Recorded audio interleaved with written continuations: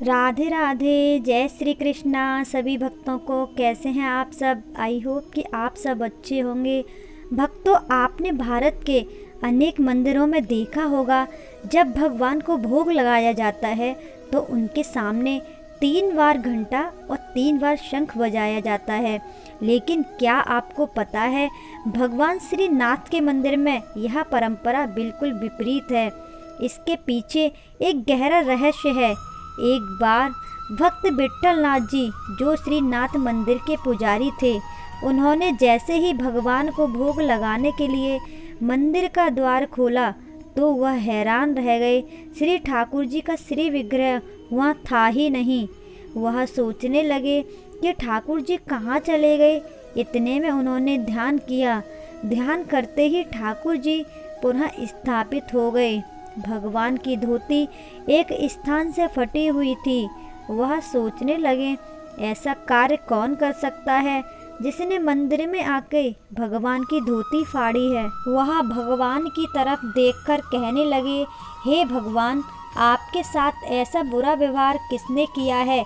तब भगवान मुस्कुराकर कहने लगे, यह बात तो मेरे प्रिय भक्त गोविंद स्वामी जी को पता है। गोविंद स्वामी जी तो भगवान के मंदिर में ही खड़े थे। उन्हें भगवान अपना बाल सखा मानते थे। तब गोविंद स्वामी की ओर देखकर विट्ठल नाथ जी ने पूछा, गोविंद बताओ, भगवान का वस्त्र किस प्रकार फटा है? क्या तुमने इसको फाड़ा है? तब गोविंद स्वामी कहने लगे, यह अपराध मैं कैसे कर सकता हूँ? चलिए मैं आपको बताता हूँ आज क्या हुआ। बोले, आज आपके प्रभु को गिल्ली डंडा खेलने का शौक चढ़ा। वह हमारे पास आए और बहुत समय तक गिल्ली डंडा खेले, लेकिन जैसे ही उनका दाम आया तो कहने लगे, अब मुझे मंदिर में जाना है। तब हमने कहा, हम तुम्हें ऐसे ही जाने नहीं देंगे, तुम्हें अपना दाम देकर ही जाना पड़ेगा। तभी किसी ने घंटा और शंख बजाया तो प्रभु ने कहा, अब तो मुझे वहाँ जाना पड़ेगा, क्योंकि वहाँ भोग रख दिया गया है। और ऐसा कहा परमात्मा ने वृक्ष से जोर से छलांग लगाई और छलांग लगाने के कारण भगवान का वस्त्र एक टहनी में अटक गया, इसलिए भगवान की धोती थोड़ी फट गई। अगर आपको यकीन न हो तो आज मेरे साथ चल सकते हैं। गोविंद स्वामी की बात सुनकर स्वामी विट्ठल नाथ जी उस जंगल में गए जहां भगवान खेल रहे थे। वह देखकर हैरान हो गए। भगवान के वस्त्रों के कुछ टुकड़े वहां वृक्षों में अटके पड़े थे। विट्ठल नाथ जी ने वह वस्त्र उठाए और भगवान के पास जाकर बोले, जय जय, ये आज आपको कैसा खेल सूझा? आपने खेलते खेलते अपने वस्त्र भी फाड़ दिए। तब भगवान बोले, मैं अपने भक्तों के लिए कुछ भी करने को तैयार हो जाता हूँ। गोविंद स्वामी मेरा अनन्य भक्त है, दाम नहीं देकर आया हूँ, अब मुझे पुनः जाकर दाम देना पड़ेगा। गोविंद स्वामी भी बड़े रुष्ट लग रहे थे। वह विट्ठल नाथ जी को कहने लगे, प्रभु इसे जल्दी से वापस भेजिए, यह अपना दाम छोड़कर आया है। तब विट्ठल नाथ कहने लगे, आज से प्रभु जगमोहन में ही कीड़ा करेंगे। तब मूर्ति कहने लगी, मैं जगमोहन में नहीं खेल सकता हूँ, क्योंकि यह स्थान बहुत छोटा है, मुझे खेलने के लिए बड़ा स्थान चाहिए। तब विट्ठल नाथ जी से रोष पूर्वक कहा तो प्रभु मनाते हुए कहने लगे, मुझे तो जाना ही है। इतने में गोविंद स्वामी ने क्या किया, जो उनके हाथ में गिल्ली थी उस गिल्ली को उन्होंने श्री विग्रह की ओर फेंक दिया।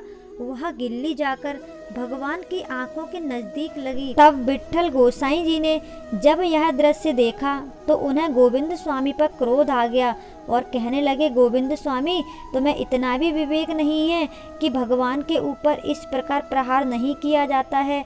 तब गोविंद स्वामी कहने लगे, वाह, जब ये साथ खेलता है तो अच्छे से खेलता है, जब दाम देने का समय आता है तो यहाँ से भागकर आ जाता है।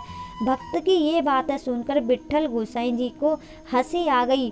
विट्ठल गोसाई जी ने अपने स्थान मंदिर में सेवा करने वाले सभी गोसाइयों और भक्तों को बुलाकर कहा कि आज से एक नियम बनाया जाता है, जब भी भगवान का भोग रखा जाए उससे पहले ही 3 बार घंटा नाद और 3 बार शंख नाद किया जाएगा। जिससे भगवान को खेल से आने में कोई दिक्कत ना हो। तब से यह परंपरा चली आई है। मंदिरों में भोग रखने से पहले घंटा नाद और शंख नाद किया जाता है। यह बात सुनकर गोविंद स्वामी कहने लगे, अब तो अपने पुत्र को भेज दो। विट्ठल गोसाई जी कहने लगे, ये नाथ तो तुम्हारे हैं, जहाँ चाहे ले जा सकते हो, पर इनके भोग का समय हो तो इन्हें वापस भेज दिया करो। भक्तमाल में इनका वर्णन आता है कि भगवान श्री नाथ गोविंद स्वामी के साथ अनेक क्रीड़ाएं करते थे। तो भक्तों, ये थी हमारे भक्त और भगवान की कथा। कैसी लगी आपको कमेंट बॉक्स में ज़रूर बताइएगा। मिलते हैं आपसे एक और भक्त भगवान की कथा के साथ। तब तक के लिए राधे राधे, जय श्री कृष्णा।